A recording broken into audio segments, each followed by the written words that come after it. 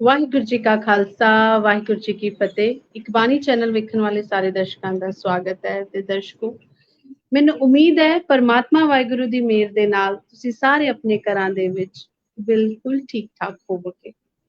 ਜਿਸ ਤਰ੍ਹਾਂ ਦੇ ਨਾਲ ਮੈਂ ਕੈਪਸ਼ਨ ਦੇ ਵਿੱਚ ਲਿਖਿਆ, ਇੱਕ ਬਹੁਤ ਹੀ ਰੱਬੀ ਰੂ, ਇੱਕ ਬਹੁਤ ਹੀ ਵਧੀਆ ਸ਼ਖਸੀਅਤ ਦੇ ਨਾਲ ਮੈਂ ਤੁਹਾਨੂੰ ਅੱਜ ਮਿਲਵਾਉਣ ਜਾ ਰਹੀ ਹਾਂ।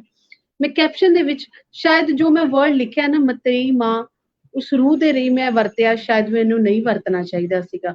ਕਿਉਂਕਿ ਲੇਕਿਨ ਜਿਸ ਤਰ੍ਹਾਂ ਦੇ ਨਾਲ ਅਗਰ ਮੈਂ ਇਹ ਸ਼ਬਦ ਨਾ ਲਿਖਦੀ ਤਾਂ ਸ਼ਾਇਦ ਸਾਡੇ ਸਮਾਜ ਨੂੰ ਪਤਾ ਹੀ ਨਹੀਂ ਲੱਗਦਾ ਕਿ ਜੋ ਅਸੀਂ ਹਮੇਸ਼ਾ ਹੁਣ ਤੱਕ ਜੇਕਰ ਕਿਸੇ ਦੇ ਲਈ ਸੋਚ ਲੈ ਕੇ ਚੱਲ ਰਹੇ ਹਾਂ, ਕਿਆ ਪਤਾ ਅਸੀਂ ਜੋ ਕਿਸੇ ਦੇ ਲਈ ਸੋਚ ਰਹੇ ਹਾਂ ਅਜਿਹਾ ਨਾ ਹੋਵੇ। ਤਾਂ ਮੈਂ ਨਾ ਉਸ ਸ਼ਖਸੀਅਤ ਦੇ ਨਾਲ ਵੀ ਤੁਹਾਨੂੰ ਮਿਲਵਾਵਾਂਗੀ, ਲੇਕਿਨ ਉਸ ਸ਼ਖਸੀਅਤ ਦੇ ਲਈ ਲਿਖੀ ਹੋਈ ਇੱਕ ਨਿੱਕੀ ਜਿਹੀ ਕਹਾਣੀ ਪਹਿਲਾਂ ਤੁਹਾਡੇ ਨਾਲ ਸਾਂਝੀ ਕਰਾਂਗੀ, ਜਿਹੜੀ ਉਹਨਾਂ ਦੇ ਬੱਚਿਆਂ ਨੇ ਉਹਨਾਂ ਦੇ ਲਈ ਲਿਖੀ ਹੈ। ਮੈਂ ਉਹ ਕਹਾਣੀ ਪਹਿਲਾਂ ਤੁਹਾਡੇ ਨਾਲ ਜ਼ਰੂਰ ਸਾਂਝੀ ਕਰਨਾ ਚਾਹਾਂਗੀ, ਫਿਰ ਮੈਂ ਤੁਹਾਨੂੰ ਬਾਅਦ ਦੇ ਵਿੱਚ ਉਸ ਸ਼ਖਸੀਅਤ ਦੇ ਨਾਲ ਵੀ ਮਿਲਵਾਵਾਂਗੀ। ਤਾਂ ਮੈਂ ਚਾਹਾਂਗੀ ਕਿ ਜਲਦ ਤੋਂ ਜਲਦ ਜਿਹੜਾ ਸਾਡਾ ਇਕਬਾਣੀ ਚੈਨਲ ਦਾ ਪਰਿਵਾਰ ਹੈ ਉਹ ਸਾਡੇ ਨਾਲ ਜੁੜ ਜਾਏ। ਮੈਂ ਇੱਕ ਬਹੁਤ ਵਧੀਆ ਤੁਹਾਡੇ ਨਾਲ ਇੱਕ ਕਹਾਣੀ ਸਾਂਝੀ ਕਰਾਂਗੀ, ਫਿਰ ਜਿਸ ਇਨਸਾਨ ਦੇ ਉੱਤੇ ਕਹਾਣੀ ਬੇਸਡ ਹੈ ਉਹਦੇ ਨਾਲ ਵੀ ਤੁਹਾਨੂੰ ਮੈਂ ਮਿਲਵਾਵਾਂਗੀ। ਪਹਿਲਾਂ ਮੈਂ ਥੋੜਾ ਜਿਹਾ ਇੱਕ ਤੁਹਾਨੂੰ ਥੋੜੀ ਜਿਹੀ ਸੰਖੇਪ ਦੇ ਵਿੱਚ ਜਾਣਕਾਰੀ ਦੇ ਦਿਆਂ। ਮੈਂ ਕੈਪਸ਼ਨ ਦੇ ਵਿੱਚ ਲਿਖਿਆ ਕਿ ਇਸ ਇੱਕ ਮਤਰੇਈ ਮਾਂ ਨੇ ਸਕੀਆਂ ਮਾਵਾਂ ਦੇ ਨਾਲੋਂ ਵੀ ਵੱਧ ਕੇ ਪਿਆਰ ਕੀਤਾ ਉਹਨਾਂ ਬੱਚਿਆਂ ਨੂੰ ਜਿਨ੍ਹਾਂ ਦੀਆਂ ਮੈਂ ਤੁਹਾਨੂੰ ਇਹ ਤਸਵੀਰਾਂ ਵਿਖਾਉਣ ਜਾ ਰਹੀ ਹਾਂ। ਇਦਾਂ ਦੀਆਂ ਸ਼ਖਸੀਅਤਾਂ ਨੂੰ ਤੁਹਾਡੇ ਰੂਬਰੂ ਕਰਨਾ, ਇਦਾਂ ਦੀਆਂ ਕਹਾਣੀਆਂ ਨੂੰ ਸਮਾਜ ਦੇ ਵਿੱਚ ਰਹਿੰਦੇ ਹੋਏ ਮੇਰਾ ਤੁਹਾਡੇ ਨਾਲ ਸਾਂਝਾ ਕਰਨ ਦਾ ਮਤਲਬ ਇਹ ਹੈ ਕਿ ਆਪਾਂ ਇਹ ਨਹੀਂ ਕਿ ਹਮੇਸ਼ਾ ਜੇਕਰ ਸਾਡੀ ਸੋਚ ਇੱਕ ਇਹ ਬਣੀ ਹੋਈ ਹੈ ਕਿ ਸਮਾਜ ਦੇ ਵਿੱਚ ਜੇਕਰ ਸ਼ੁਰੂ ਤੋਂ ਹੀ ਜਿਹੜੀ ਚੀਜ਼ ਚੱਲਦੀ ਆ ਰਹੀ ਹੈ ਉਹ ਵੈਸਾ ਹੀ ਹੋਵੇ। ਕੀ ਪਤਾ ਜੇਕਰ ਆਪਾਂ ਕਿਸੇ ਦੇ ਲਈ ਕੁਝ ਨੈਗੇਟਿਵ ਸੋਚ ਰਹੇ ਹਾਂ, ਕੀ ਪਤਾ ਸੋਚ ਕੁਝ ਹੋਰ ਹੋਵੇ। ਇਹ ਜਿਹੜੇ ਦੋਨੋਂ ਤੁਸੀਂ ਬੱਚੇ ਨੌਜਵਾਨ ਹੋਏ ਹੁਣ ਬੱਚੇ ਇਹਨਾਂ ਦੇ ਨਾਲ ਦੇਖ ਰਹੇ ਹੋ ਨਾ, ਇਹੀ ਇੱਕ ਨੌਜਵਾਨ ਬੱਚੇ ਦੀ ਲਿਖੀ ਹੋਈ ਇਹ ਨਿੱਕੀ ਜਿਹੀ ਕਹਾਣੀ ਹੈ। ਖੁਦ ਉਸ ਬੱਚੇ ਨੇ ਲਿਖੀ ਹੈ। ਪਹਿਲਾਂ ਮੈਂ ਉਹ ਕਹਾਣੀ ਤੁਹਾਡੇ ਨਾਲ ਸਾਂਝੀ ਕਰਾਂਗੀ। ਜਦੋਂ ਤੁਸੀਂ ਉਸ ਕਹਾਣੀ ਨੂੰ, ਉਹ ਕਹਾਣੀ ਨਹੀਂ ਹੈ, ਉਹ ਹੱਡ ਬੀਤੀ ਹੈ, ਉਹਨਾਂ ਦੀ ਜ਼ਿੰਦਗੀ ਦੇ ਵਿੱਚ ਹੋਈ ਹੈ। ਜਦੋਂ ਮੈਂ ਕਹਾਣੀ ਤੁਹਾਡੇ ਨਾਲ ਸਾਂਝੀ ਕਰਾਂਗੀ, ਫਿਰ ਜਦੋਂ ਸ਼ਖਸੀਅਤ ਨੂੰ ਤੁਹਾਡੇ ਨਾਲ ਮਿਲਵਾਵਾਂਗੀ, ਸ਼ਾਇਦ ਤੁਹਾਨੂੰ ਜ਼ਿਆਦਾ ਮਿਲ ਕੇ ਖੁਸ਼ੀ ਹੋਵੇਗੀ ਕਿ ਅਸੀਂ ਉਹਨਾਂ ਦੇ ਨਾਲ ਸਾਰੇ ਗੱਲ ਕਰ ਰਹੇ ਹਾਂ। ਤਾਂ ਮੈਂ ਤੁਹਾਨੂੰ ਦੱਸ ਦੇਵਾਂ, ਇੱਥੇ ਇੱਕ ਬੱਚਾ ਲਿਖਦਾ ਹੈ ਕਿ ਜਿਹੜਾ ਪੇਰੈਂਟਹੁੱਡ ਰਿਕੁਆਇਰਡ ਲਵ ਨॉट DNA, ਔਰ ਉਹਨੇ ਇਹ ਕਹਾਣੀ ਲਿਖੀ ਹੈ ਮਾਂ ਦੇ ਉੱਤੇ, ਔਰ ਇਹ ਤਸਵੀਰਾਂ ਦੇ ਵਿੱਚੋਂ ਮਾਂ ਹੈ ਤੇ ਇਹ ਉਸ ਮਾਂ ਦੇ ਨਾਲ ਬੱਚੇ ਨੇ। ਉਹ ਬੱਚਾ ਲਿਖਦਾ ਹੈ, ਸਰਦੀਆਂ ਦੇ ਮੌਸਮ ਦਾ ਪਿਛਲਾ ਪੱਖ ਸੀ ਤੇ ਫਰਵਰੀ ਮਹੀਨੇ ਦੀ ਸ਼ੁਰੂਆਤ ਸੀ। ਮੌਸਮ ਬਹੁਤ ਸੋਹਣਾ ਸੀ। ਮੇਰੀ ਉਮਰ ਲਗਭਗ 4 ਕੁ ਸਾਲਾਂ ਦੀ ਸੀ ਤੇ ਮੇਰੇ ਭਰਾ ਦੀ ਉਮਰ 2.5 ਸਾਲ ਸੀ। ਸਾਡੇ ਦੋਵਾਂ ਭਰਾਵਾਂ ਦੀ ਸਕੂਲ ਜਾਣ ਦੀ ਸ਼ੁਰੂਆਤ ਹੋਈ ਸੀ ਕਿ ਅਚਾਨਕ ਇੱਕ ਦਿਨ ਸਾਡੀ ਮਾਂ ਬਹੁਤ ਬਿਮਾਰ ਹੋ ਗਈ।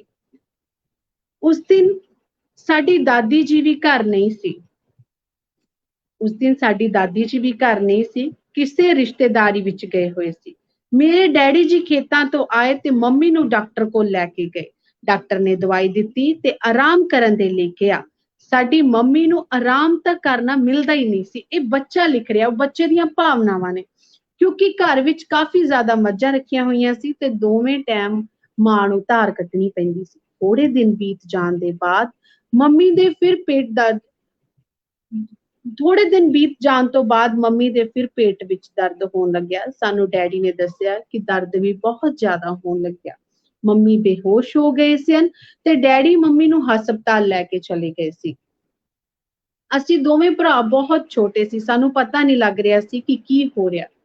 ਕਿਉਂਕਿ ਸਾਡੇ ਮੰਮੀ ਦੀ ਮੌਤ ਹੋ ਗਈ, ਸਾਡੇ ਉੱਤੇ ਦੁੱਖਾਂ ਦਾ ਪਹਾੜ ਡਿੱਗ ਗਿਆ। ਘਰ ਵਿੱਚ ਰੋਣ ਪਿੱਟਣ ਪੈ ਗਿਆ। ਕੁਝ ਸਮਾਂ ਮੰਮੀ ਦੀ ਮੌਤ ਹੋਣ ਦੇ ਬਾਅਦ ਕੁਝ ਸਮਾਂ ਰਿਸ਼ਤੇਦਾਰ ਘਰ ਆਉਂਦੇ ਰਹੇ, ਸਾਨੂੰ ਦਿਲਾਸਾ ਦਿੰਦੇ ਰਹੇ। ਜਦੋਂ ਅਸੀਂ ਡੈਡੀ ਨੂੰ ਪੁੱਛਦੇ ਸਾਡੀ ਮੰਮੀ ਕਿੱਥੇ ਹੈ, ਤੁਸੀਂ ਕਿੱਥੇ ਛੱਡ ਆਏ ਹੋ, ਡੈਡੀ ਹਮੇਸ਼ਾ ਇੱਕੋ ਗੱਲ ਕਹਿੰਦੇ, ਤੁਹਾਡੀ ਮੰਮੀ ਹਸਪੀਟਲ ਦੇ ਵਿੱਚ ਹੈ, ਜਦੋਂ ਠੀਕ ਹੋਵੇਗੀ ਤਾਂ ਆਪਾਂ ਉਹਨੂੰ ਘਰ ਲੈ ਕੇ ਆਵਾਂਗੇ।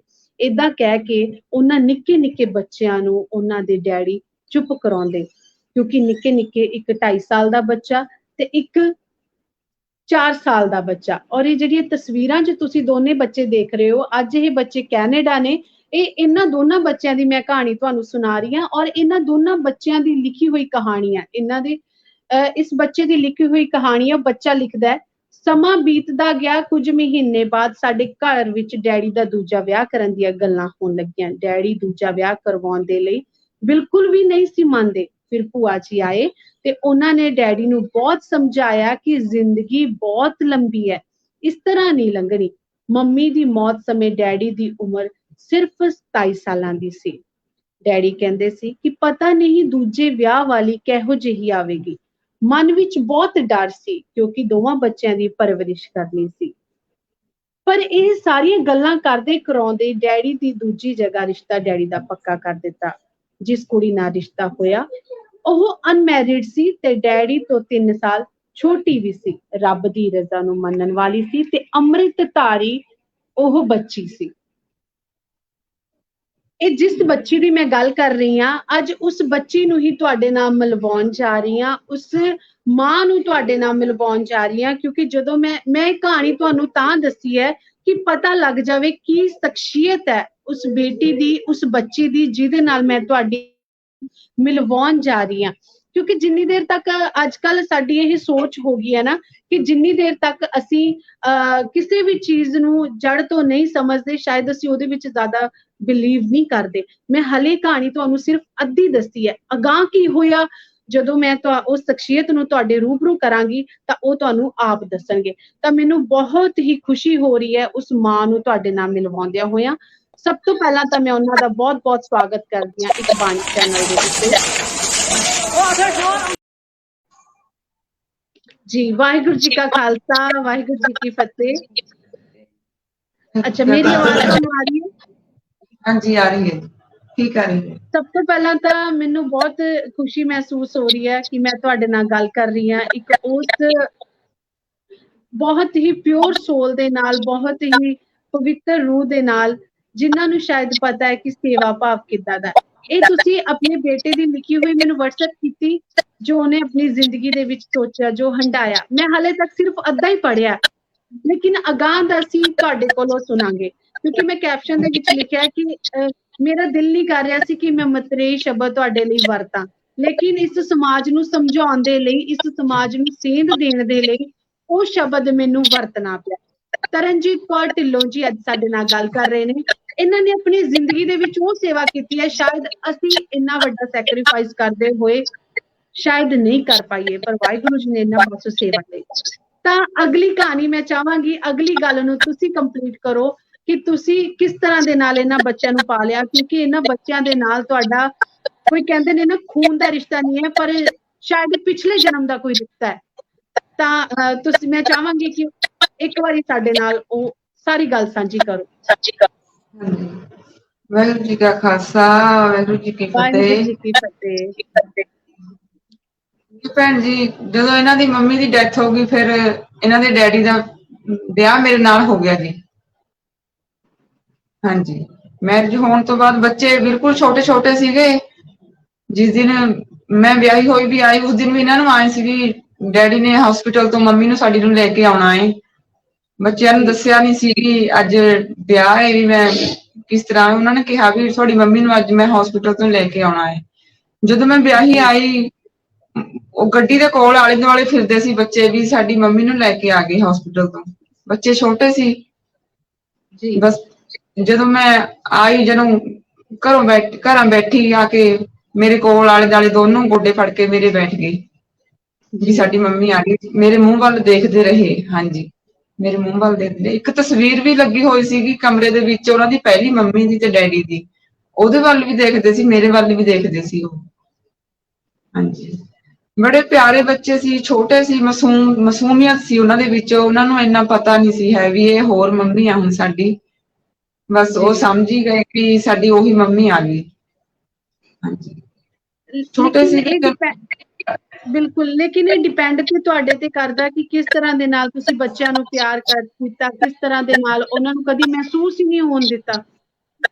ਨਹੀਂ, ਮੈਂ ਮਹਿਸੂਸ ਨਹੀਂ ਹੋਣ ਦਿੱਤਾ ਹੈਗਾ। ਦੇਖੋ, ਪਰਮਾਤਮਾ ਦੇਖਦਾ, ਉਹਨਾਂ ਦੇ ਡੈਡੀ ਨੇ ਜੇ ਵਿਆਹ ਕਰਵਾਇਆ, ਉਹਨਾਂ ਬੱਚਿਆਂ ਦੀ ਪਰਵਰਿਸ਼ ਦੇ ਲਈ ਕਰਵਾਇਆ। ਜੀ ਹਾਂਜੀ, ਬਿਲकुल। ਬੱਚੇ और ਛੋਟੇ ਸੀ। जी ਔਰ ਸਭ ਛੋਟੇ ਹੋਣ ਤੋਂ ਕਰਕੇ ਜੀ ਜੀ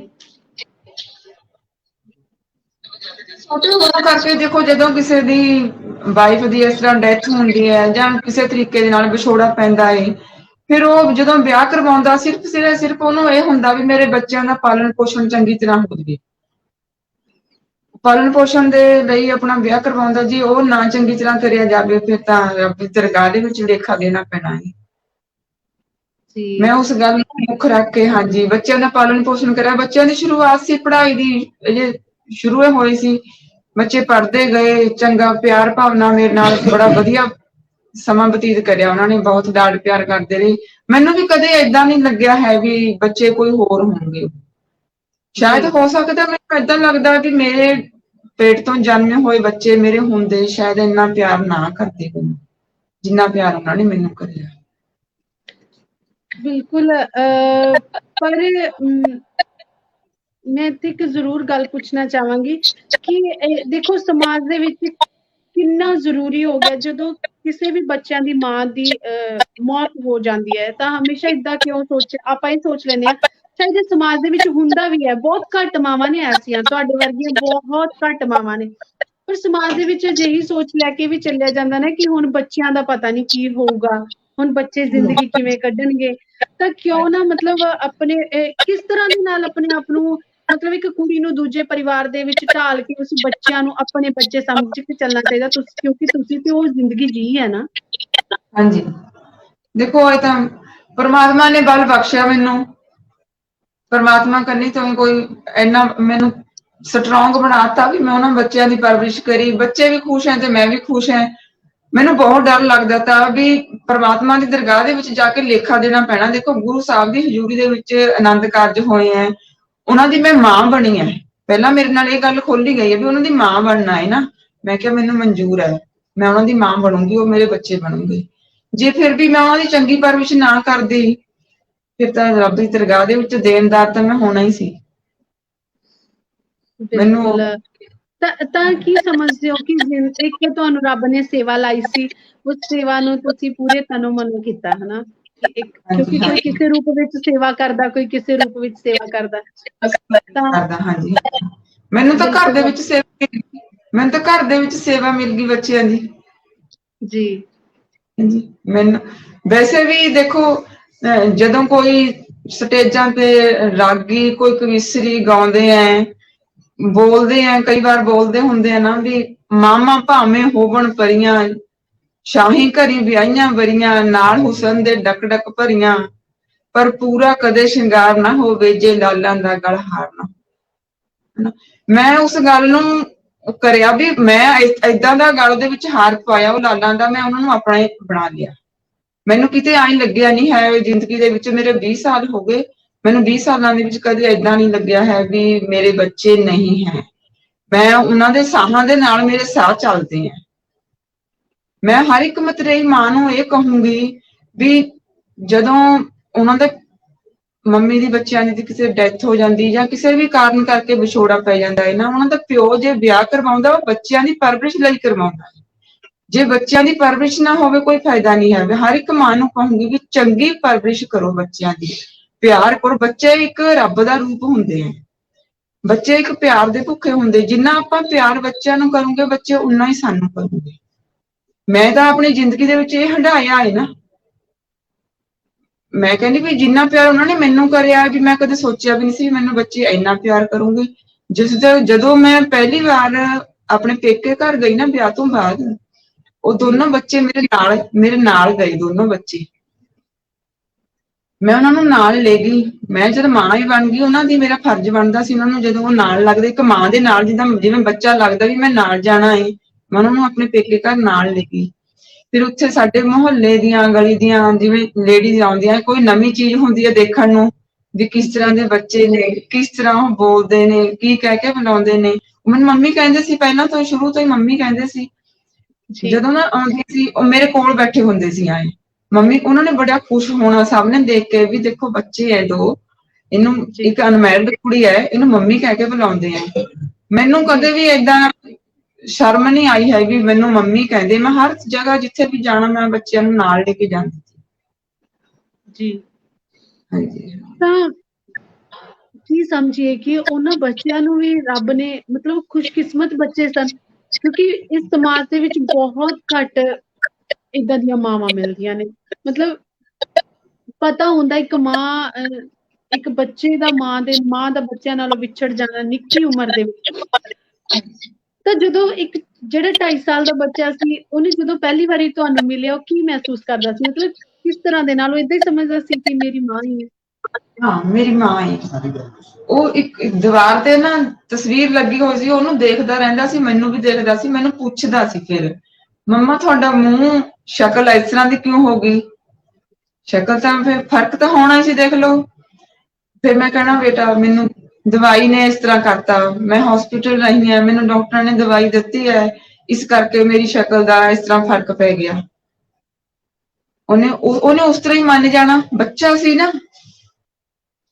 ਦੇਖੋ ਜਦੋਂ ਆਪਾਂ ਬੱਚੇ ਨੂੰ ਢਿੱਡ ਨਾਲ ਲਾਉਂਗੇ, ਪਿਆਰ ਮਾਂ ਵਾਲਾ ਦਊਂਗੇ, ਬੱਚਾ ਭੁੱਲ ਜੂਗਾ। ਜਿਸ ਦਿਨ ਮੈਂ ਪਹਿਲੇ ਦਿਨ ਵਿਆਹੀ ਹੋਈ ਆਈ ਨਾ, ਉਸਨੇ ਜਿੱਦ ਕਰੀ ਵੀ ਮੈਂ ਆਪਣੀ ਮੰਮੀ ਦੇ ਨਾਲ ਪੈਣਾ ਹੈ। ਪਹਿਲੇ ਦਿਨ ਉਹ ਬੱਚਾ ਮੇਰੇ ਨਾਲ ਬੜਾ ਚਿੰਬੜ ਕੇ ਪਿਆ ਵੀ ਮੇਰੀ ਮਾਂ ਆ ਗਈ। ਹਾਂਜੀ, ਉਸ ਦਿਨ ਤੋਂ ਉਹ ਮੇਰੇ ਨਾਲ ਪੈਂਦਾ ਰਿਹਾ। ਮੈਂ ਵੀ ਕਦੇ ਵੱਖ ਨਹੀਂ ਕਰਿਆ ਹੈ। ਬੜਾ ਬੇਟਾ ਸੀ ਜਿਹੜਾ, ਉਹ ਆਪਣੀ ਦਾਦੀ ਦੇ ਨਾਲ ਪੈ ਜਾਂਦਾ ਸੀ, ਛੋਟਾ ਮੇਰੇ ਨਾਲ ਚਿੰਬੜ ਕੇ ਪੈਂਦਾ ਸੀ ਪਹਿਲੇ ਦਿਨ ਤੋਂ ਹੀ। ਪਰ ਸਭ ਤੋਂ ਵੱਡਾ ਇੱਥੇ ਰੋਲ ਤੁਹਾਡਾ ਹੀ ਸੀ। ਮਤਲਬ ਜੇਕਰ ਤੁਸੀਂ ਪਿਆਰ ਦਿੱਤਾ ਤਾਂ ਉਹਨਾਂ ਬੱਚਿਆਂ ਨੇ ਤੁਹਾਡੇ ਨਾਲ ਪਿਆਰ ਪਾਇਆ। ਹਾਂਜੀ, ਕਿਉਂਕਿ ਉਹਨਾਂ ਦੀ ਫੈਮਿਲੀ ਦੇ ਵਿੱਚ ਨਵੇਂ ਤੁਸੀਂ ਸੀਗੇ, ਹਨਾ। ਨਵੇਂ ਮਤਲਬ ਸੀ। ਮੈਨੂੰ ਤਾਂ ਲੱਗਦਾ ਕਿ ਇੱਥੇ ਸਭ ਤੋਂ ਜ਼ਿਆਦਾ ਰੋਲ ਤੁਹਾਡਾ ਹੈ, ਕਿਉਂਕਿ ਉਹ ਤਾਂ ਨਿੱਕੀਆਂ ਨਿੱਕੀਆਂ ਰੱਬੀ ਰੂਹਾਂ ਸੀਗੀਆਂ। ਉਹਨਾਂ ਨੂੰ ਜਿਵੇਂ ਵੀ ਤੁਸੀਂ ਢਾਲਿਆ, ਹਨਾ, ਜਿਵੇਂ ਤੁਸੀਂ ਪਿਆਰ ਦਿੱਤਾ, ਉਹ ਉਵੇਂ ਹੀ ਢਲ ਗਏ। ਤੇ ਮੈਂ ਚਾਹਾਂਗੀ ਅੱਜ ਕਿ ਤੁਸੀਂ ਸਾਡੇ ਦਰਸ਼ਕਾਂ ਨੂੰ ਦੱਸੋ ਵੀ ਕਿ ਅੱਜ ਉਹ ਦੋਨੋਂ ਬੱਚੇ ਕਿੱਥੇ ਨੇ। ਔਰ ਮੈਂ ਦੱਸ ਦਵਾਂ ਕਿ ਇਹਨਾਂ ਨੇ ਉਹਨਾਂ ਨੂੰ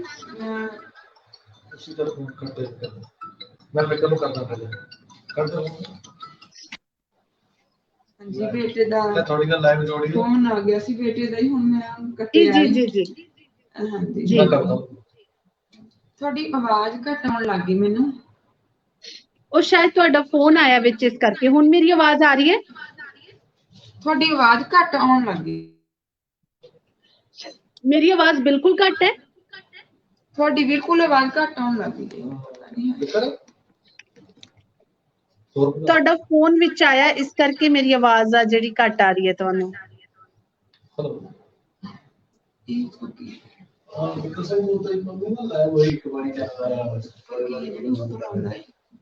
ਨਹੀਂ ਆ ਰਹੀ ਮੇਰੀ ਆਵਾਜ਼?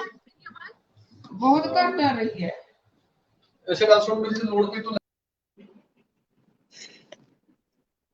ਸ਼ਾਇਦ ਕਿਸੇ ਨੈਟਵਰਕ ਇਸ਼ੂ ਦੇ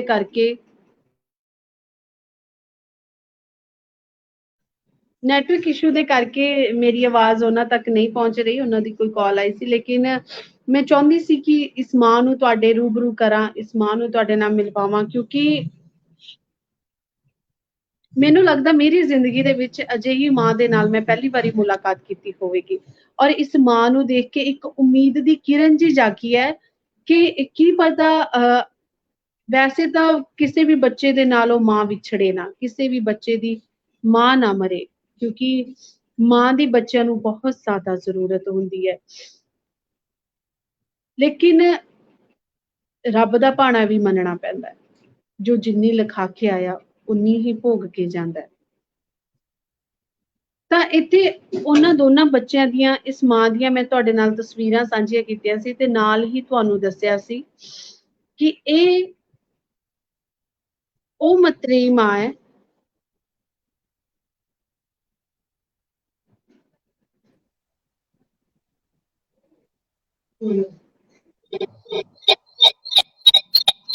मेरी आवाज आ रही है ਤੁਹਾਨੂੰ?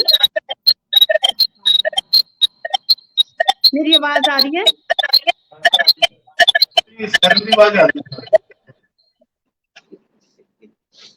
ਤਾਂ ਸ਼ਾਇਦ ਕੋਈ ਨੈਟਵਰਕ ਦਾ ਇਸ਼ੂ ਹੈ। ਮੈਂ ਫਿਰ ਵੀ ਆਪਣੀ ਗੱਲ ਨੂੰ ਤੁਹਾਡੇ ਨਾਲ ਸਾਂਝੀ ਕਰਾਂ। ਇਹ ਉਹ ਮਤਰੇਈ ਮਾਂ ਹੈ ਜਿਹਦੇ ਲਈ ਮੈਨੂੰ ਲੱਗਦਾ ਮਤਰੇਈ ਸ਼ਬਦ ਮੈਨੂੰ ਨਹੀਂ ਵਰਤਣਾ ਚਾਹੀਦਾ ਸੀ, ਪਰ ਵਰਤਣਾ ਪਿਆ ਸਮਾਜ ਨੂੰ ਦੱਸਣ ਦੇ ਲਈ ਕਿ ਹਮੇਸ਼ਾ ਇਹ ਨਹੀਂ ਹੈ ਕਿ ਅਗਰ ਆਪਾਂ ਕਿਸੇ ਦੇ ਲਈ ਇੱਕ ਸੋਚ ਲੈ ਕੇ ਤੁਰਦੇ ਹਾਂ ਕਿ ਹਰ ਇੱਕ ਇਨਸਾਨ ਇੱਕੋ ਜਿਹਾ ਹੈ, ਇਹ ਤਾਂ ਉਸ ਬੱਚੇ ਦੀ ਮੈਂ ਲਿਖੀ ਹੋਈ ਤੁਹਾਨੂੰ ਇੱਕ ਕਹਾਣੀ ਸੁਣਾ ਰਹੀ ਸੀਗੀ। ਔਰ ਨਾਲ ਹੀ ਮੈਨੂੰ ਇਹ ਲੱਗਿਆ ਕਿ ਇਸ ਕਹਾਣੀ ਨੂੰ ਪੂਰਾ ਉਹ ਮਾਂ ਹੀ ਕਰੇਗੀ। ਪਰ ਸ਼ਾਇਦ ਨੈਟਵਰਕ ਇਸ਼ੂ ਦੇ ਕਰਕੇ ਜਿਹੜਾ ਸਾਡਾ ਸੰਪਰਕ ਉਹਨਾਂ ਦੇ ਨਾਲੋਂ ਟੁੱਟ ਗਿਆ। ਪਰ ਉਹ ਜਿਹੜੇ ਇਸ ਮਾਂ ਦੇ ਨਾਲ ਦੋਨੋਂ ਬੱਚੇ ਨੇ, ਅੱਜ ਇਹ ਦੋਵੇਂ ਬੱਚੇ ਕੈਨੇਡਾ ਦੇ ਵਿੱਚ ਨੇ ਔਰ ਅੱਛੀ ਸਟੱਡੀ ਕਰਵਾਈ ਇਹਨਾਂ ਨੂੰ। ਨਾਲ ਹੀ ਇਹਨਾਂ ਨੇ ਮੈਨੂੰ ਦੱਸਿਆ ਸੀ ਕਿ ਜਦੋਂ ਇਹ ਸਹਿਜ ਪਾਠ ਪ੍ਰਕਾਸ਼ ਕਰਦੇ ਸਨ ਸੈਂਚੀਆਂ ਤੋਂ, ਤੇ ਇਹਨਾਂ ਬੱਚਿਆਂ ਨੂੰ ਨਾਲ ਇਹਨਾਂ ਨੇ ਗੁਰਬਾਣੀ ਦੀ ਸੰਥਿਆ ਵੀ ਦਿੱਤੀ, ਨਾਲ ਬੱਚਿਆਂ ਨੂੰ ਕੀਰਤਨ ਵੀ ਸਿਖਾਇਆ। ਜਿੰਨੀ ਆਪਣੇ ਵੱਲੋਂ ਅੱਛੀ ਪਰਵਰਿਸ਼ ਹੋ ਸਕੀ ਇਸ ਮਾਂ ਨੇ ਉਹਨਾਂ ਦੀ ਕੀਤੀ। ਪਰ ਇਸ ਮਾਂ ਨੂੰ ਨਾਲ ਮਤਰੇਈ ਮਾਂ ਕਹਿ ਕੇ ਮੇਰਾ ਤੁਹਾਨੂੰ ਦੱਸਣ ਦਾ ਇਹ ਮਕਸਦ ਸੀ ਕਿ ਜੇਕਰ ਕਿਸੇ ਨੂੰ ਇਹ ਸੇਵਾ ਮਿਲਦੀ ਵੀ ਹੈ, ਜੇਕਰ ਨਿੱਕੇ ਹੁੰਦੇ ਕਿਸੇ ਬੱਚਿਆਂ ਦੀਆਂ ਮਾਵਾਂ ਵਿਛੋੜਾ ਦੇ ਜਾਂਦੀਆਂ ਨੇ, ਤਾਂ ਉਹਨਾਂ ਦਾ ਜਿਹੜਾ ਪਿਤਾ ਉਹ ਬੱਚਿਆਂ ਦੀ ਪਰਵਰਿਸ਼ ਦੇ ਲਈ ਜੇਕਰ ਦੂਸਰੀ ਵਾਰੀ ਜ਼ਿੰਦਗੀ ਦੇ ਵਿੱਚ ਕੋਈ ਜੀਵਨ ਸਾਥੀ ਨੂੰ ਲੈ ਕੇ ਆਉਂਦਾ ਹੈ, ਤਾਂ ਜੀਵਨ ਸਾਥੀ ਜਿਹੜੀ ਵੀ ਮਾਂ ਬਣ ਕੇ ਆਉਂਦੀ ਹੈ, ਉਹ ਪਹਿਲਾਂ ਉਹ ਫਰਜ਼ ਆਪਣੇ ਜ਼ਿਹਨ ਦੇ ਵਿੱਚ ਇਸ ਮਾਂ ਦੀ ਤਰ੍ਹਾਂ ਉਹ ਲੈ ਕੇ ਆਵੇ ਕਿ ਮੈਨੂੰ ਇੱਕ ਸੇਵਾ ਮਿਲਣ ਲੱਗੀ ਹੈ, ਇਹ ਸੇਵਾ ਮੇਰੀ ਸਫਲ ਹੋ ਜਾਏਗੀ ਜੇਕਰ ਇਹ ਮੈਂ ਬੱਚਿਆਂ ਦੀ ਪਰਵਰਿਸ਼ ਅੱਛੀ ਕਰ ਦੇਵਾਂ। ਗੁਰੂ ਨੂੰ ਹਾਜ਼ਰ ਨਾਜ਼ਰ ਮੰਨ ਕੇ ਜੇਕਰ ਮਾਂ ਇੱਕ ਦਿਲ ਦੇ ਵਿੱਚ ਧਿਆ ਕੇ ਉਹਨਾਂ ਬੱਚਿਆਂ ਦੀ ਪਰਵਰਿਸ਼ ਦੇ ਲਈ ਆਵੇਗੀ, ਤਾਂ ਜ਼ਰੂਰ ਜਿਸ ਤਰ੍ਹਾਂ ਦੇ ਨਾਲ ਇਸ ਮਾਂ ਨੇ ਪਰਵਰਿਸ਼ ਕੀਤੀ ਹੈ, ਅੱਜ ਇਸ ਮਾਂ ਦੇ ਨਾਲ ਗੱਲ ਕਰਕੇ ਮੇਰੇ ਅੱਖਾਂ ਦੇ ਵਿੱਚ ਅਥਰੂ ਆ ਰਹੇ ਸਨ ਕਿ ਕਿਆ ਧਰਤੀ ਤੇ ਇਹੋ ਜਿਹੀਆਂ ਮਾਵਾਂ ਵੀ ਹੁੰਦੀਆਂ ਨੇ। ਔਰ ਉਹ ਬੱਚੇ ਕਹਿੰਦੇ ਨੇ ਕਿ ਜੇਕਰ ਸ਼ਾਇਦ ਸਾਡੀ ਜੇਕਰ ਆਪਣੀ ਮਾਂ ਹੁੰਦੀ ਤਾਂ ਸਾਨੂੰ ਇੰਨਾ ਪਿਆਰ ਨਾ ਕਰ ਪਾਉਂਦੀ ਜਿੰਨਾ ਇਸ ਮਾਂ ਨੇ ਕੀਤਾ। ਤਾਂ ਮੈਨੂੰ ਇਹ ਸੀ ਕਿ ਅਗਲੀ ਜਿਹੜੀ ਕਹਾਣੀ ਉਹ ਮਾਂ ਪੂਰੀ ਕਰੇਗੀ, ਪਰ ਅਸੀਂ ਉਹਨਾਂ ਦੇ ਨਾਲ ਗੱਲ ਪੂਰੀ ਨਹੀਂ ਕਰ ਪਾਏ। ਲੇਕਿਨ ਉਹ ਬੱਚਾ ਲਿਖਦਾ ਹੈ ਕਿ ਅਸੀਂ ਮਾਂ ਦੇ ਲਈ, ਇਸ ਮਾਂ ਦੇ ਲਈ ਅਸੀਂ ਕਦੀ ਵੀ ਮਤਰੇਈ ਸ਼ਬਦ ਨਹੀਂ ਵਰਤ ਸਕਦੇ।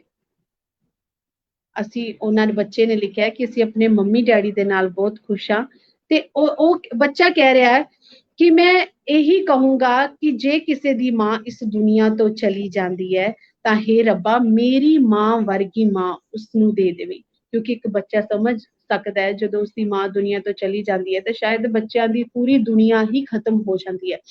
ਲੇਕਿਨ ਜੇਕਰ ਅਜਿਹੀ ਮਾਂ ਉਹਨਾਂ ਬੱਚਿਆਂ ਨੂੰ ਮਿਲ ਜਾਵੇ ਤਾਂ ਫਿਰ ਤੋਂ ਉਹਨਾਂ ਦੀ ਦੁਨੀਆ ਹਰੀ ਭਰੀ ਜ਼ਰੂਰ ਹੋ ਜਾਂਦੀ ਹੈ, ਕਿਉਂਕਿ ਬੱਚਾ ਤਾਂ ਪਿਆਰ ਦਾ ਭੁੱਖ ਹੈ। 1-2.5 ਸਾਲ ਦੇ ਬੱਚੇ ਨੂੰ ਕੀ ਪਤਾ, ਜਿੱਦਾਂ ਭੈਣ ਜੀ ਉਹਨਾਂ ਨੇ ਸਾਨੂੰ ਦੱਸਿਆ ਕਿ ਮੈਂ ਉਹਨਾਂ ਨੂੰ ਕਿਹਾ ਕਿ ਤੁਹਾਡੇ ਡੈਡੀ ਮੈਨੂੰ ਹਸਪੀਟਲ ਤੋਂ ਲੈ ਕੇ ਆਏ ਨੇ ਔਰ ਮੈਡੀਸਿਨਸ ਖਾਣ ਦੇ ਨਾਲ ਮੇਰੀ ਸ਼ਕਲ ਜਿਹੜੀ ਬਦਲ ਗਈ ਹੈ। ਲੇਕਿਨ 2.5 ਸਾਲ ਦੇ ਬੱਚੇ ਨੂੰ ਉਸ ਮਾਂ ਨੇ ਇੰਨਾ ਪਿਆਰ ਦਿੱਤਾ ਕਿ ਉਹਨੇ ਇਹੋ ਸਮਝਿਆ ਕਿ ਹਾਂ ਇਹੋ ਮੇਰੀ ਸਗੀ ਮਾਂ ਹੈ, ਇਹੋ ਮੇਰੀ ਅਸਲੀ ਮਾਂ। ਸਭ ਤੋਂ ਜ਼ਿਆਦਾ ਮੇਨ ਰੋਲ ਇੱਥੇ ਮੈਨੂੰ ਲੱਗਦਾ ਨਿੱਕੇ ਨਿੱਕੇ ਬੱਚਿਆਂ ਦਾ ਨਹੀਂ ਸੀ, ਇਸ ਮਾਂ ਦਾ ਸੀ। ਇਸ ਮਾਂ ਨੇ ਜਿਸ ਤਰ੍ਹਾਂ ਦੇ ਨਾਲ ਉਹਨਾਂ ਨੂੰ ਪਾਲਿਆ, ਮਹਿਸੂਸ ਹੀ ਨਹੀਂ ਹੋਣ ਦਿੱਤਾ।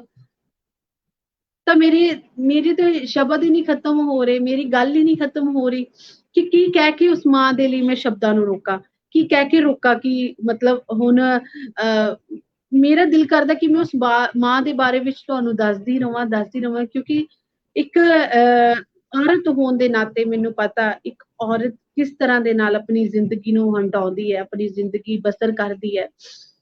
ਪਰ ਜਿਸ ਤਰ੍ਹਾਂ ਦੇ ਨਾਲ 2 ਬੱਚਿਆਂ ਦੇ ਨਾਲ ਇੱਕ ਅਨਮੈਰਿਡ ਲੜਕੀ ਜਿਹੜੀ ਹੈ, ਅਨਮੈਰਿਡ ਇਸ ਬੇਟੀ ਨੇ 2 ਬੱਚਿਆਂ ਦੇ ਪਿਤਾ ਦੇ ਨਾਲ ਵਿਆਹ ਇਹ ਸੋਚ ਕੇ ਕਰਵਾਇਆ ਕਿ ਮੈਂ ਸੇਵਾ ਕਰਨੀ ਹੈ, ਮੈਂ ਇਹਨਾਂ ਦੋਨਾਂ ਦਾ ਜੇਕਰ ਬੱਚਿਆਂ ਦਾ ਪਾਲਣ ਪੋਸ਼ਣ ਕਰ ਦਿੱਤਾ ਤੇ ਮੇਰੀ ਇਹ ਬਹੁਤ ਵੱਡੀ ਸੇਵਾ। ਅੱਜ ਇਹ ਦੋਵੇਂ ਬੱਚੇ ਕੈਨੇਡਾ ਦੇ ਵਿੱਚ ਨੇ। ਇਸ ਮਾਂ ਨੇ ਉਹਨਾਂ ਨੂੰ ਇੰਜੀਨੀਅਰਿੰਗ ਕਰਵਾਈ, ਡਿਪਲੋਮਾ ਕਰਵਾਇਆ, ਕੈਨੇਡਾ ਦੇ ਵਿੱਚ ਵੈਲ ਸੈਟਲਡ ਨੇ, ਉੱਥੇ ਸਟੱਡੀ ਕੀਤੀ ਉਹਨਾਂ ਨੇ। ਤਾਂ ਅੱਜ ਇਹ ਮਾਂ ਕਹਿ ਰਹੀ ਹੈ ਕਿ ਉਹ ਮੇਰੇ ਜਿਗਰ ਦੇ ਟੋਟੇ ਨੇ। ਤਾਂ ਗੱਲ ਕਹਦੀ ਹੈ ਸਿਰਫ ਪਿਆਰ ਦੀ, ਗੱਲ ਕਹਦੀ ਹੈ ਸਾਡੀ ਸੋਚ ਦੀ। ਗੱਲ ਕੀ ਹੈ? ਸਿਰਫ ਇਹੀ ਕਿ ਪਰਮਾਤਮਾ ਦਾ ਭਾਣੇ ਦੇ ਵਿੱਚ ਪਰਮਾਤਮਾ ਨੇ ਜੇਕਰ ਤੁਹਾਨੂੰ ਇਹ ਸੇਵਾ ਲਗਾਈ ਹੈ ਤਾਂ ਸਾਰਿਆਂ ਦੇ ਸਾਹਮਣੇ ਉਹ ਮਾਵਾਂ ਜਿਨ੍ਹਾਂ ਨੂੰ ਇਹ ਸੇਵਾ ਮਿਲੀ ਹੈ ਤਾਂ ਸਾਰੇ ਇਸ ਸੇਵਾ ਨੂੰ ਉਹ ਮਾਵਾਂ ਇਸ ਮਾਂ ਦੀ ਤਰ੍ਹਾਂ ਇਸ ਫਰਜ਼ ਨੂੰ ਵੀ ਇੱਕ ਸੇਵਾ ਮੰਨ ਕੇ ਹੀ ਚੱਲਣ ਤਾਂ ਸ਼ਾਇਦ ਉਹਨਾਂ ਦੀ ਜ਼ਿੰਦਗੀ ਵੀ ਸੌਖੀ ਹੋਏਗੀ। ਤਾਂ ਜਿਹੜੀਆਂ ਜ਼ਿੰਦਗੀਆਂ ਉਹਨਾਂ ਦੇ ਨਾਲ ਜੁੜੀਆਂ ਨੇ, ਵਾਹਿਗੁਰੂ ਨੇ ਜੋੜੀਆਂ ਨੇ, ਉਹ ਵੀ ਜ਼ਿੰਦਗੀਆਂ ਸੌਖੀਆਂ ਨਿਕਲ ਜਾਣਗੀਆਂ। ਮੈਂ ਫਿਰ ਤੋਂ ਇਸ ਮਾਂ ਨੂੰ ਤੁਹਾਡੇ ਜ਼ਰੂਰ ਰੂਬਰੂ ਕਰਾਂਗੀ ਕਿਉਂਕਿ ਬਹੁਤ ਹੀ ਸਿੰਪਲਿਸਿਟੀ ਹੈ। ਔਰ ਦੂਸਰੀ ਗੱਲ ਇਹ ਹੈ ਕਿ ਇਹਨਾਂ ਨੇ ਇਹ ਅੰਮ੍ਰਿਤਧਾਰੀ ਇੱਕ ਗੁਰਸਿੱਖ ਬੱਚੀ ਹੈ ਇਹ ਭੈਣ ਜੀ, ਔਰ ਹਮੇਸ਼ਾ ਹੀ ਵਾਹਿਗੁਰੂ ਜੀ ਦੀਆਂ ਗੱਲਾਂ ਕਰਦੇ ਨੇ ਇਹ। ਜਦੋਂ ਵੀ ਇਹਨਾਂ ਦੇ ਨਾਲ ਮੈਂ ਫੋਨ ਤੇ ਵੀ ਗੱਲ ਕੀਤੀ ਹੈ, ਹਰ ਇੱਕ ਚੀਜ਼ ਨੂੰ ਪਰਮਾਤਮਾ ਦਾ ਭਾਣਾ ਮੰਨ ਕੇ ਚੱਲਦੇ ਨੇ। ਤੇ ਅੱਜ ਵੀ 20 ਸਾਲ ਹੋ ਗਏ ਨੇ, ਕਹਿ ਰਹੇ ਨੇ ਇਹਨਾਂ ਬੱਚਿਆਂ ਦੇ ਨਾਲ ਮੈਨੂੰ ਮੇਰੀ ਮੈਰਿਜ ਹੋਇਆ, ਲੇਕਿਨ 20 ਸਾਲਾਂ ਦੇ ਵਿੱਚ ਨਾ ਤਾਂ ਕਦੇ ਇੰਨਾ ਇਸ ਮਾਂ ਨੂੰ ਮਹਿਸੂਸ ਹੋਇਆ ਕਿ ਮੈਂ ਉਹਨਾਂ ਬੱਚਿਆਂ ਦੀ ਸਗੀ ਮਾਂ ਨਹੀਂ ਹੈ, ਤੇ ਨਾ ਹੀ ਉਹਨਾਂ ਬੱਚਿਆਂ ਨੂੰ ਮਹਿਸੂਸ ਹੋਇਆ ਕਿ ਇਹ ਸਾਡੀ ਸਗੀ ਮਾਂ ਨਹੀਂ ਹੈ। ਤਾਂ ਵਾਹਿਗੁਰੂ ਦੀ ਰਜ਼ਾ ਦੇ ਵਿੱਚ ਰਹਿਣ ਵਾਲੀ ਇਹ ਬੱਚੀ, ਵਾਹਿਗੁਰੂ ਦੀ ਰਜ਼ਾ ਦੇ ਵਿੱਚ ਰਹਿੰਦੇ ਨੇ ਇਹ ਭੈਣ ਜੀ, ਸ਼ਾਇਦ ਇਸ ਕਰਕੇ ਹੀ ਇਹਨਾਂ ਨੇ ਆਪਣੀ ਇਸ ਜ਼ਿੰਦਗੀ ਨੂੰ ਬਹੁਤ ਸੋਹਣੇ ਢੰਗ ਦੇ ਨਾਲ ਚਲਾਇਆ, ਤੇ ਉਹਨਾਂ ਬੱਚਿਆਂ ਦੀ ਜ਼ਿੰਦਗੀ ਦੇ ਵਿੱਚ ਵੀ ਸ਼ਾਇਦ ਵਾਹਿਗੁਰੂ ਨੇ, ਜੇਕਰ ਉਹਨਾਂ ਦੇ ਨਾਲ ਇੱਕ ਵਾਰੀ ਬੁਰਾ ਹੋਇਆ ਤਾਂ ਕਹਿੰਦੇ ਨੇ ਨਾ ਪਰਮਾਤਮਾ ਨੇ ਸਭ ਕੁਝ ਸੋਚ ਕੇ ਰੱਖਿਆ ਹੁੰਦਾ ਹੈ। ਤਾਂ ਸ਼ਾਇਦ ਮੈਨੂੰ ਲੱਗਦਾ ਹੈ ਹੁਣ ਤੁਹਾਡੇ ਤੋਂ ਮੈਨੂੰ ਇਜਾਜ਼ਤ ਲੈ ਲੈਣੀ ਚਾਹੀਦੀ ਹੈ, ਪਰ ਸ਼ਾਇਦ ਇਸ ਮਾਂ ਦੇ ਲਈ ਮੇਰੇ ਲਫ਼ਜ਼ ਤੇ ਕਦੀ ਖਤਮ ਨਹੀਂ ਹੋਣਗੇ, ਕਿਉਂਕਿ ਮੈਨੂੰ ਪਤਾ ਇੱਕ ਮਾਂ ਹੋਣ ਦੇ ਨਾਤੇ ਜੋ ਇਸ ਮਾਂ ਨੇ ਕੀਤਾ ਸ਼ਾਇਦ ਹੀ ਕੋਈ ਮਾਂ ਕਰ ਸਕਦੀ ਹੈ, ਸ਼ਾਇਦ ਹੀ ਦੁਨੀਆ ਦੀ ਕੋਈ ਔਰਤ, ਲੱਖਾਂ ਸੌਆਂ ਦੇ ਵਿੱਚੋਂ ਦੁਨੀਆ ਦੇ ਵਿੱਚ ਕੋਈ ਔਰਤ ਹੋਏਗੀ ਜੋ ਇਸ ਤਰ੍ਹਾਂ ਦੇ ਨਾਲ ਕਰ ਸਕਦੀ ਹੈ ਜੋ ਇਸ ਮਾਂ ਨੇ ਕੀਤਾ।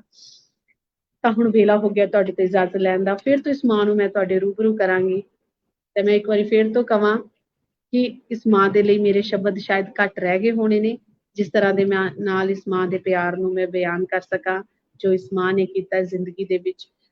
ਮਤਰੇਈ ਮਾਂ ਵਰਗੇ ਸ਼ਬਦ ਨੂੰ ਵੀ ਭੁਲੇਖੇ ਵਿੱਚ ਪਾ ਦਿੱਤਾ ਹੈ। ਸਾਰੀਆਂ ਮਤਰੇਈਆਂ ਮਾਵਾਂ ਇੱਕੋ ਜਿਹੀਆਂ ਨਹੀਂ ਹੁੰਦੀਆਂ। ਵੇਲਾ ਹੋ ਗਿਆ ਤੁਹਾਡੇ ਤੋਂ ਇਜਾਜ਼ਤ ਲੈਣ ਦਾ, ਮੈਨੂੰ ਦੇ ਇਜਾਜ਼ਤ। ਵਾਹਿਗੁਰੂ ਜੀ ਕਾ ਖਾਲਸਾ, ਵਾਹਿਗੁਰੂ ਜੀ ਕੀ ਫਤਿਹ।